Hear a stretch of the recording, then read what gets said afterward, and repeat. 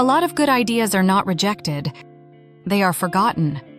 Not because they were weak, but because they were explained in a way people could not easily repeat. The person may understand it in the moment. They may even nod along. But later, when they try to explain it to someone else, they cannot remember the point. And if they cannot repeat it, they probably will not remember it. Here's the mistake most people make. They explain their idea in the order they discovered it. They give all the background, all the details, all the context, all the exceptions. That might be accurate, but it is not always memorable. The order that helped you understand the idea is not always the order that helps someone else remember it. When people hear an idea for the first time, they need a simple handle. A handle is a short phrase that helps them hold on to the idea. Before you explain all the details, give them one sentence they can remember. For example, the simplest way to think about this is, "We're making the process easier to start, not easier to finish."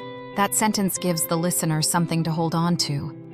Now the details have a place to land. A better structure is simple sentence, concrete example, repeatable takeaway. Start with the simple sentence. You can say, "The main idea is," or "The simplest way to think about it is," or "If you remember one thing, it's this." Then give a concrete example. For example, the main idea is that customers are not confused by the product. They are confused by the first step. For example, most people don't leave after using the tool. They leave before they even finish setting it up.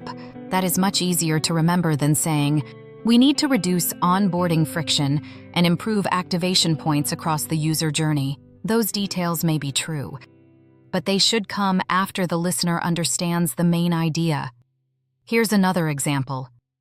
Instead of saying, "We need to improve cross-functional alignment so that project stakeholders have better visibility into ownership and timelines," say, "The simple version is, nobody should have to ask, 'Who owns this?'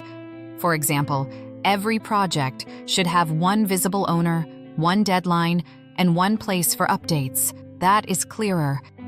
And more importantly, it gives people language they can repeat in the next conversation. You can also make your idea more memorable by using contrast.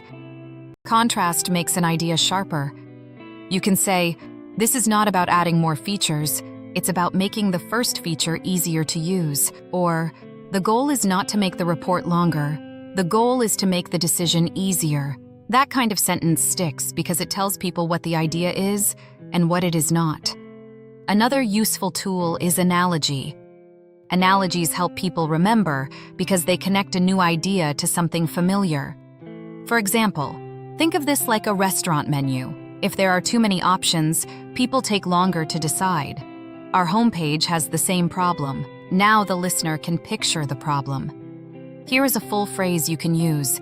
The simplest way to think about this is X. For example, Y. So the main takeaway is Z. For example, the simplest way to think about this is, we don't need more meetings. We need clearer handoffs. For example, instead of scheduling another status call, each project should have one owner, one deadline, and one written update. So the main takeaway is, fewer meetings, clearer ownership. That is memorable because it is simple, concrete, and repeatable. The goal is not to explain everything you know. The goal is to give people a message they can carry with them. So before you explain your next idea, ask yourself 3 questions. What is the one sentence? What is the example? What phrase do I want them to remember? The takeaway is this: if people can repeat your idea, they are more likely to remember it. Start there. Then add the details only after the main idea is clear.